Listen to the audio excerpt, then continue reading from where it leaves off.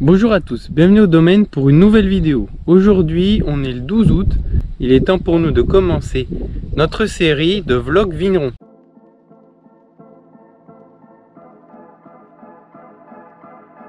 Le vlog vigneron, découvrez notre quotidien pendant les vendanges, de la vigne au cuvage.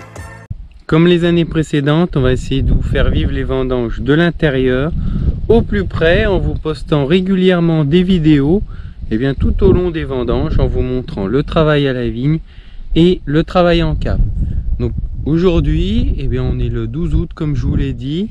Alors c'est un peu précoce pour commencer les vlogs vignerons, mais comme vous le savez, en ce moment on fait face à de fortes chaleurs, même en ce moment, mais depuis le début de l'été, à de fortes chaleurs, à un manque d'eau, ce qui précipite la maturité des raisins. Je pense commencer à vendanger autour du 22, donc soit dans une petite dizaine de jours plus ou moins, ça reste encore à déterminer. La grosse interrogation, ça va être la quantité de précipitations qui va tomber ce week-end, parce que aujourd'hui on est vendredi, dimanche, lundi, il prévoit de la pluie entre 10 et 20 mm, donc en fonction de la quantité d'eau qu'on va avoir, ça peut faire varier la maturité et puis avoir aussi comment la vigne va réagir à ces précipitations, parce que clairement elle a besoin d'eau. C'est une très bonne chose qu'ils annoncent de la pluie, on l'attend depuis un moment maintenant. Mais la pluie peut avoir deux rôles, ça va être soit de débloquer les parcelles qui sont en blocage lié au stress hydrique, ou alors peut-être sur certaines parcelles qui ne sont pas forcément en stress hydrique, pas forcément encore ou relativement peu touchées par ça, peut-être diluer un petit peu la maturité. Donc à voir un petit peu, c'est après ces pluies qu'on pourra vraiment donner une date de départ de vendange. Alors là on est sur notre parcelle Le Clos Gandin. Je suis venu ici parce que c'est une parcelle que je n'ai pas encore fait de relevé de maturité. J'en ai fait sur d'autres parcelles, j'avais fait tout plot clairement, sauf celle-ci. Bon, j'avais pas fait celle-ci parce que c'est pas mon premier contrôle de maturité, c'est le premier que je vous filme, ce sera pas le dernier. Mais j'avais pas fait le premier, parce que j'ai tout simplement pas pris le temps de vous le filmer. C'était plus pour voir un petit peu où se situait. Là je suis venu au Clos Gandin, c'était pour voir un petit peu l'état. Alors pour voir un petit peu la maturité, mais je m'attendais pas non plus à quelque chose d'extraordinaire, étant donné que c'est une des parcelles qu'on vendange dans les dernières. Si c'est pas la dernière, c'est une des dernières, donc je me doutais qu'on serait pas à maturité, et c'est le cas. Dans le bas où elle souffre pas trop du stress hydrique, où elle a un bon développement, où il y a du jus dans les baies, on est autour de 6-7 degrés potentiel, donc ce qui est assez faible, mais c'est tout à fait normal. Et puis là dans le haut où le stress hydrique, je vais vous montrer, commence vraiment à se faire sentir. Là on est plus autour des 9 degrés, mais ce qui est complètement normal, 9 voire un peu plus, mais ce qui est complètement normal, puisque là on n'a pas un degré qui est atteint de manière normale par la végétation, par la vigne qui produit du sucre et qui vient enrichir le raisin. Là on a une maturité, du moins un taux de sucre vraiment qui augmente par concentration, c'est à dire que là le taux de sucre il augmente principalement pas par l'activité de la vigne qui vient enrichir le raisin en sucre, parce que comme elle est en stade hydrique, elle ne fonctionne pas au rythme où elle devrait fonctionner. Mais par contre le taux de sucre augmente par concentration, parce qu'avec les températures qu'il fait, avec la sécheresse qu'il fait, la vigne n'a pas assez d'eau pour pouvoir alimenter les raisins, donc on perd de l'eau. Et comme on perd de l'eau, on gagne en concentration en sucre. Donc voilà ce qui fait que dans les parties plus séchantes, on a déjà un taux de sucre qui est plus élevé. Bon, plus élevé, là on est autour des 9, c'est pas non plus extraordinaire, mais c'est normal. Ça c'est une parcelle qu'on ne devrait pas vendanger avant au moins début septembre. Donc là le stress hydrique ne nous concernait pas trop jusqu'à début août, je dirais jusqu'à fin de semaine dernière. Là où il a vraiment commencé à s'accentuer, c'est cette semaine, parce qu'on avait eu la chance d'avoir de grosses précipitations en début juillet, ce qui avait fait du bien. Mais là clairement les périodes de très chaud s'accumulent, on n'a pas eu une goutte d'eau depuis un moment, ou si on a eu 2 mm je crois la semaine dernière, et encore sur Royer on est allé à presque 4 et sur Plot on a à peine eu 2 mm. Donc autant vous dire que vu l'état de sécheresse qu'on a, c'est vraiment insignifiant. Donc là on peut voir cette parcelle là commence à souffrir un petit peu du sec, notamment là sur cette partie là qui est un petit peu jeune. Ça a été planté je crois en 2012 de mémoire, ça fait une dizaine d'années, hein. Mais bon, c'est encore relativement jeune. Elle a quand même pas le système racinaire que peut avoir la vieille vigne par exemple qui est juste à côté. Voilà, donc ici comme vous pouvez le voir, la vieille vigne, ça a 125 ans, c'est du costaud, ça a un gros système racinaire. Donc là, celle-ci elle est déjà bien plus dotée pour lutter contre la sécheresse. D'ailleurs on le voit tout de suite, hein, la taille des baies. Là vous le voyez, ça fait quand même des grosses grappes. Les baies n'ont pas de flétrissement, elles sont encore bien fermes. Bon, peut-être légèrement certaines, mais vraiment, voilà, d'une manière générale, on a des très belles grappes. Voilà. Alors que par exemple sur les jeunes, eh bien les baies sont beaucoup plus petites. Et puis on voit un flétrissement apparaître. Vous voyez là un raisin comme ça. Et bien on voit il commence à flétrir, hein, et il n'y a pas qu'un raisin. Sur les grappes comme ça, un petit peu partout. Donc d'une manière générale, elles sont quand même sur un jeune pied comme celui-ci. Et bien les grappes là commencent à souffrir un petit peu. Voilà, voilà le flétrissement, on le voit bien un petit peu partout sur la grappe. Et puis les baies de taille beaucoup plus petite. Donc là l'avantage c'est que c'est encore pas catastrophique sur cette parcelle là. Parce qu'effectivement déjà il y a la vieille vigne qui elle s'en sort bien, et dès qu'il va pleuvoir un petit peu elle va pouvoir finir sa végétation correctement. En plus c'est vrai que là faut que je vous montre quand même, c'est vraiment dommage cette sécheresse parce qu'on a vraiment une très jolie année, on a des beaux raisins en quantité. Donc voilà, il nous manque juste un petit peu d'eau pour avoir une super récolte. Là voilà, ça c'est sur la vieille vigne, clairement des grosses grappes, des grosses baies. Il n'y a pas de flétrissement, donc ça c'est vraiment super.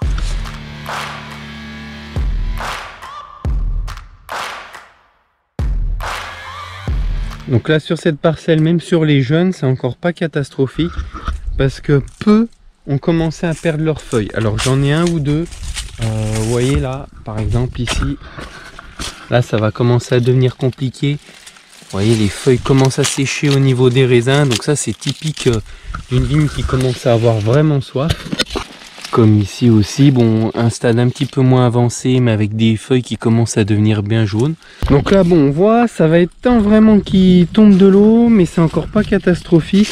Là la vigne est encore relativement verte, elle a perdu encore très peu de feuilles. Donc ce qui veut dire que là dès qu'il va y avoir de l'eau, eh bien elle va pouvoir redémarrer, elle va alimenter les raisins. Donc normalement si on a quand même des pluies un minimum significatives, quand même il faudrait au moins une bonne vingtaine de millimètres. Ça peut nous sauver la récolte, et là on peut faire une très jolie récolte sur une parcelle comme ça. Par contre sur les blancs c'est à peu près tout comme ça. Sur les rouges souffrent beaucoup plus du chaud. Je vais vous montrer ça. Allez, on change de parcelle.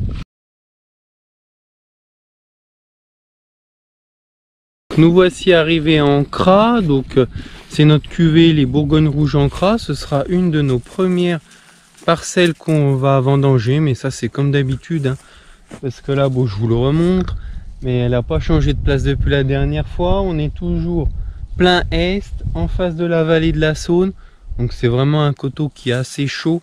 En plus du caillou, on en a en veux-tu en voilà, donc sol assez séchant.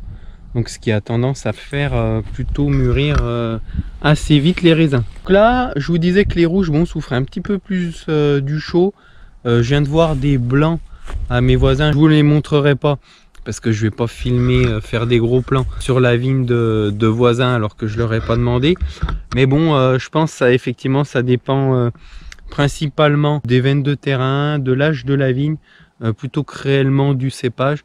Parce que moi bon pour l'instant même mes jeunes en blanc ne perdent pour l'instant pas trop de feuilles, alors que lui je vois des vignes un peu plus vieilles en blanc ont perdu les feuilles. Donc vraiment ouais, je pense le cépage doit faire un petit peu, mais c'est vraiment l'exposition, le terrain qui fait que ça perd ou pas des feuilles. Là bon, c'est une vigne qui est plutôt un peu plus, qui est même bien plus vieille. Celle-ci elle a une trentaine d'années, alors malheureusement tous les pieds n'ont pas 30 ans parce que on en change un paquet, on a un gros taux de mortalité. Mais d'une manière générale, vous pouvez voir derrière moi, ça reste plutôt vert. Alors là, bah, c'est sûr, hein, vous voyez les jeunes pieds, c'est sûr que eux ils ont soif. Clairement, ça c'est ce qu'on appelle un montant. Je vous mettrai le lien dans la vidéo pour vous montrer l'évolution de la vigne. Mais donc ça c'est un tout jeune pied, c'est sa première année qui rentre en production. Bah clairement il a soif. Hein. Voilà, on voit il perd les feuilles. Ça c'est pas du tout dû à une maladie quoi que ce soit, c'est uniquement qu'il a soif. Les raisins commencent à flétrir. Par contre les plus vieux, eh bien les raisins sont jolis, pareil, il n'y a pas de flétrissement. Les baies sont encore plutôt fermes, sont même bien fermes. Le pied, bon, on voit, hein, il y a quelques symptômes qu'il a soif sur certaines parties. Mais ça reste encore correct. Voilà, là on a une veine de terrain où c'est encore bien vert. Donc c'est pas mal. C'est pas mal du tout, sachant que j'en suis plutôt content. C'est que en 2020, où on avait eu des conditions de sécheresse à peu près semblables, celle-ci avait beaucoup plus souffert du sec. Mais après, là où il faut relativiser, c'est que comparé à 2020, on a eu des grosses pluies début juillet qui ont quand même pas mal sauvé les meubles. Donc là, il y a quand même, je pense, ça va faire un moment qu'on n'a pas fait une si jolie récolte. La dernière fois qu'on avait fait une réelle récolte dans cette parcelle, c'était 2018. Et là, bon, je croise les doigts. J'espère pas me porter la poisse en vous disant ça. Je croise les doigts pour qu'il ne tombe pas de grêle, pour qu'il pleuve suffisamment pour finir de faire gonfler ces raisins. Mais là, c'est plutôt joli. Donc là j'étais venu lundi, ce côté gauche de la parcelle on atteignait presque 13. Par contre de ce côté là, côté droit, on était plus autour des 10. Donc c'est pour ça qu'on les ramasse pas, hein. C'est sûr 13 ça pourrait être ramassable. Mais c'est beaucoup trop hétérogène. Je vais vous montrer, là on a des pieds, bah, vous voyez, qui sont bien noirs comme ceci. Donc ça clairement... En plus, ceux qui souffrent un peu du sec, là, ça fait du degré. Donc, il n'y aurait pas de souci là-dessus. Par contre, vous en avez d'autres qui ont une évolution normale, je dirais, qui souffrent moins du sec. Et eux, par contre, ils sont loin d'être mûrs. Ben, ils sont loin d'être mûrs. Il y a encore du chemin à parcourir. Vous voyez, un pied comme ça, qui est chargé. Et bien beau. Alors, cette grappe est pas mal. Mais là, on voit ici, vous voyez la différence de couleur. Ceci termine tout juste la véraison. Là, il y a encore des baies qui sont pas encore verrées. Un exemple comme celui-ci. On voit la couleur n'est pas encore ce qu'elle devrait être. Donc ça, clairement, ce sont des raisins qui sont pas prêts à être ramassés parce qu'ils ont tout juste fini la véraison et ils vont progressivement commencer la maturation. Je crois que ça se dit comme ça. Enfin bref, le fait de mûrir pour être prêt à ramasser. Donc là, il y a encore quelques jours à passer. C'est pour ça que je prévois pas de ramasser ça avant une petite dizaine de jours. Le temps que tout s'homogénéise. Donc bien sûr, je vous l'ai pas dit, mais comme d'habitude, j'utilise mon réfractomètre pour voir le degré potentiel. Alors je vous le répète, je vous l'ai déjà expliqué les autres années. Mais je vous le redis, là ce qu'on voit, c'est pas un taux d'alcool qui est déjà présent dans les raisins. Pour l'instant, dans les raisins, il n'y a que du sucre. L'alcool va arriver après, une fois que les levures auront transformé le sucre en alcool. Donc là, c'est ce qu'on appelle un degré potentiel. L'appareil, ça se fait automatiquement, hein. Bon, alors là, c'est optique, c'est pas un appareil électronique, c'est vraiment un appareil basique. Il y a une échelle en fonction du taux de sucre. La lumière se réfractionne dans un cristal et en fonction du taux de sucre, ça nous donne un taux d'alcool potentiel une fois fini, hein. C'est extrait par le calcul, hein. Bon, on a une échelle qui est dans l'appareil. Voilà, donc on a une échelle qui est dans l'appareil, mais c'est du calcul, ça ne lit pas réellement le taux d'alcool, ça en est déduit par rapport au taux de sucre qu'il peut lire. Pour ceux qui n'auraient pas vu les vidéos précédentes, je vous mets une vidéo où on avait fait spécialement sur le réfractomètre, pour ceux qui voudraient plus d'explications sur la manipulation de cet appareil. Donc là effectivement pas de gros changements depuis lundi, c'est toujours assez hétérogène. Les parties où ça manque un petit peu d'eau, bah, on est déjà à 12-13. Et puis les beaux pieds bien chargés avec du jus parce qu'ils ont moins parce qu'ils souffrent moins du sec, et bien là on est entre 9,5 10. Donc clairement c'est pas encore bon à ramasser. Il faut attendre que tout devienne plus homogène pour faire une bonne moyenne autour de 12 minimum. Alors que là en moyenne on est à un gros 10 quoi, ce qui n'est pas suffisant pour pouvoir ramasser. Donc voilà ce qu'il en est pour ces deux parcelles, une en rouge, une en blanc. Vous voyez, une parcelle qui est presque bonne à ramasser d'ici quelques jours, et puis une parcelle où il va falloir attendre beaucoup plus longtemps. Je vous en montre une troisième, je veux vous la montrer parce que c'est assez spécial. C'est une plantation qu'on a fait il y a maintenant 4 ans. Donc il y a une partie de la parcelle qu'on a planté en 3 fois, mais on a commencé en 2018, ce qui fait qu'on a une partie de la parcelle qui est en 2e année de baguette et une partie de la parcelle qui va rentrer en production cette année. Et elle par contre souffre cruellement de la sécheresse, hein. Ça en fait même un petit peu mal au cœur de l'avoir dans cet état, parce que c'est une parcelle où on y passe beaucoup de temps. Dans des plantations comme ça, on y met vraiment beaucoup de soins, et les voir souffrir comme ça du sec, ça fait vraiment mal au cœur, d'autant plus que cette année il y a une très jolie récolte de pendu dessus, mais qui malheureusement va là pour le coup, autant là je pense ça va peut-être, si tout va bien, ne pas être trop impacté par la sécheresse. En bas clairement le mal est fait, on va pas bien loin, c'est juste la parcelle qui est juste en bas. Donc nous voici juste en bas, tout à l'heure on était juste un petit peu plus haut. Donc là c'est nos jeunes comme je vous disais. Donc clairement hein, il y a une super belle récolte de pendu dessus, hein. Vous voyez, il y a des belles grappes, il y en a en quantité.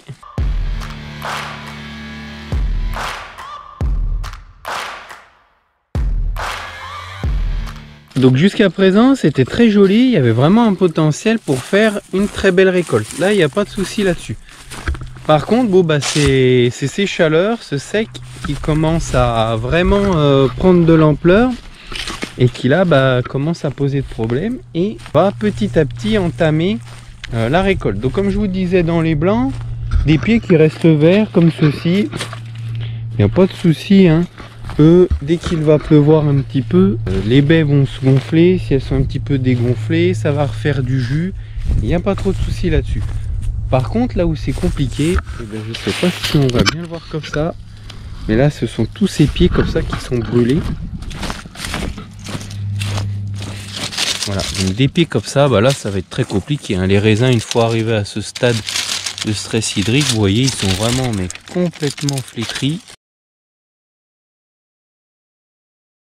Donc là clairement sur des pieds comme ça, je pense, je peux me tromper, hein, j'espère me tromper, qu'il va y avoir une bonne pluie ces prochains jours et que ça va se regonfler, et puis que je vous dirai que ça fait une super récolte. Mais clairement un pied comme ça où il reste plus que juste les extrémités, vous voyez que les extrémités commencent à griller.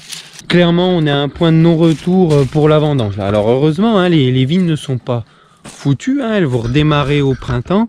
Mais là, elles ne redémarreront pas au printemps parce que là, elles vont se mettre en repos végétatif comme en hiver, et elles ne pourront pas physiologiquement redémarrer avant qu'il fasse froid. Pour qu'elles puissent redémarrer, il faudra qu'ils gèlent pendant l'hiver, et après elles pourront, qu'ils gèlent ou qu'ils fassent en dessous de 5 degrés pendant un certain jour pour que le pied puisse redémarrer.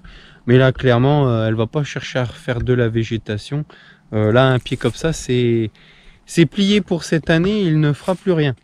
Donc là voilà, ce qui est problématique, eh bien c'est ce que vous voyez ici, c'est tous ces pieds qui sont brûlés comme ceci.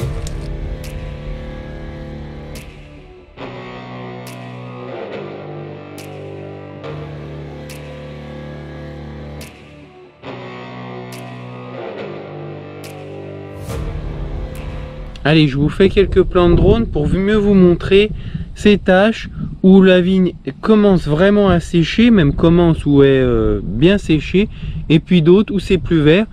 C'est complètement lié au sol et à la ressource hydrique qu'il peut y avoir. Et il y a de grosses disparités d'un endroit à un autre sur cette parcelle.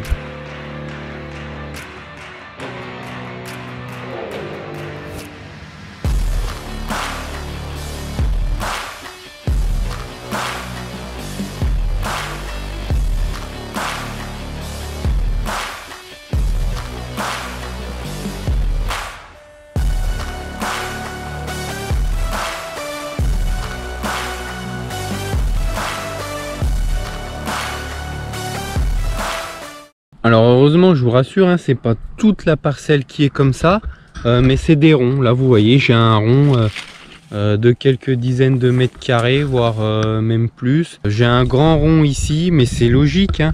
C'est là où il y a beaucoup de pierres, peu profond de sol, donc très drainant, très asséchant. Donc du coup, obligatoirement, il y a beaucoup moins d'eau. Et donc c'est à ces endroits-là que ça arrive. En plus là, donc on est dans la partie qui a 4 ans maintenant. Mais 4 ans, c'est encore relativement jeune. Elle n'a encore pas un système racinaire suffisamment développé pour pouvoir persister à de telles sécheresses. Donc là, on a des ronds comme ça un petit peu partout. Et puis là, on voit d'une manière générale, elle est plutôt jaune. Là, ici, à droite, elle est un petit peu plus verte. Donc voilà, ça va être quand même assez aléatoire. Mais d'une manière générale, cette parcelle souffre vraiment du sec. Donc là, ça fait entre 9 et 10 degrés. Clairement, la vigne, elle est bloquée. C'est pas suffisant pour ramasser, mais là, j'attends la pluie, voir ce que ça donne, profiter de la pluie, qu'elle puisse gonfler toutes les baies qu'elle pourra gonfler, si tant est que les pieds puissent encore capter l'eau, qu'ils ne soient pas en arrêt végétatif. On va attendre que les raisins atteignent une douzaine de degrés, on va pas chercher à aller plus loin, parce que la pluie va être bénéfique pendant quelques jours, et après on va reperdre à nouveau en volume. Donc ça ne servira à rien d'attendre. En plus, pour tous les pieds, bon alors les pieds qui sont complètement secs, là il n'y a plus rien à attendre, mais pour les pieds qui ont commencé à perdre les feuilles, le fait de les débarrasser des raisins leur fera le plus grand bien. Ça leur permettra de se consacrer uniquement à leur survie entre guillemets, et puis au développement de leur partie aérienne et au stockage pour mieux redémarrer l'année prochaine. Donc le travail avant les vendanges, c'est aussi tout simplement préparer le cuvage, notamment nettoyer tout le matériel. Alors le matériel n'est pas très sale, hein, il n'y a pas un gros nettoyage à faire, mais les derniers vins sont partis, ont été mis en bouteille mi-juillet, donc voilà, ça a le temps de prendre la poussière. C'est surtout un dépoussiérage entre guillemets, et puis c'est nettoyer tous les petits accessoires qui peuvent être sur les cuves. Donc on prend pas forcément le temps de nettoyer comme il faut. Bon alors c'est pas grand chose, c'est pas très sale, c'est juste du tartre qui est à l'intérieur. Mais des fois ces morceaux de tartre peuvent se mettre en travers et nous gêner pour fermer des robinets. Par exemple comme ceci, ça c'est assez gênant pour ça. Donc bon, bref, il y a tout un tas de petits accessoires, par exemple sur les jauges comme ça, que je démonte. Alors ça je le fais tous les ans, j'essaye de le faire tous les ans sur toutes les cuves, parce que c'est un nid, il y a toujours des trucs qui traînent, même en lavant bien, il y a toujours des morceaux qui restent dedans. Et puis, pour cette raison-là, c'est que au bout d'un moment, un morceau de tarte qui se met en travers, c'est amené à faire une fuite. Alors en général, en serrant très fort, on arrive toujours à fermer, mais bon, c'est quand même compliqué. Donc autant que tout soit bien nettoyé, ça évite d'être embêté pendant les vendanges. Aussi des choses toutes bêtes, hein, mais voilà, c'est l'entretien courant. C'est s'occuper par exemple des pompes qui permettent de fermer les cuves.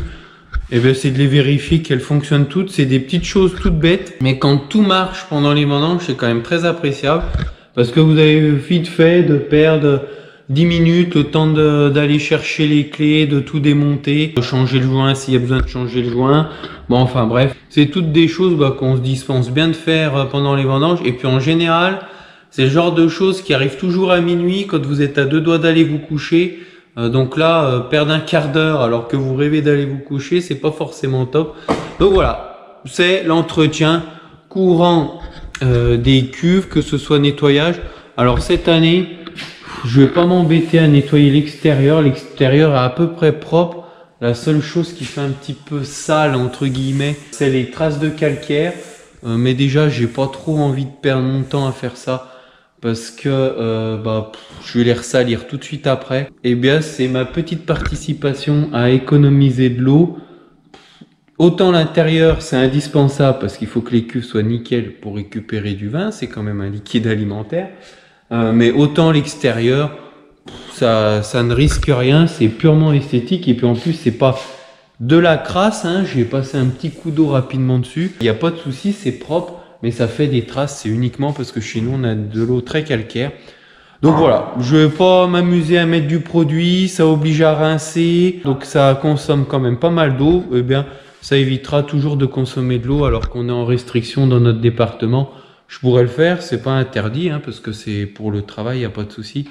Mais c'est ma petite participation à économiser de l'eau. Et puis autre chose, eh bien par exemple, autre travail, chose toute bête, eh bien c'est de prévoir des stocks de bouteilles prêtes à partir qui soient suffisants pour faire face aux commandes qui auront lieu pendant les vendanges. Alors il vaut mieux le faire maintenant, pendant les temps morts, avant les vendanges. Là c'est un petit peu tranquille entre guillemets. Vous le voyez, on a toujours quelque chose pour s'occuper, c'est pas le souci.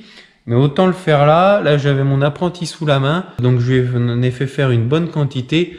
Le but, c'est pendant les vendanges qu'on n'ait pas d'activité parasite entre guillemets, disons d'autres travaux en plus qui nous prendraient du temps alors qu'on a déjà largement à faire pendant les vendanges. C'est d'essayer d'anticiper au maximum toutes les tâches pour ne pas être embêté pendant les vendanges. Donc en conclusion, quand même un très beau potentiel cette année, hein, vous le voyez, en termes de quantité de grappes, de taille de grappes, c'est vrai que c'est très joli. Bon la seule chose, l'incertitude, c'est de savoir la quantité de jus qu'on va pouvoir extraire de tous ces raisins, étant donné la sécheresse qui nous touche, voir avec les pluies qui doivent arriver ce que ça va donner. Donc il y a un joli potentiel clairement, mais tant que c'est pas dans les cuves, on ne sait pas encore ce que ça va donner. Et puis il faudrait que les conditions s'améliorent un petit peu. J'espère que ce premier vlog vigneron vous a plu. N'hésitez pas à poser vos questions en commentaire. À la prochaine au domaine.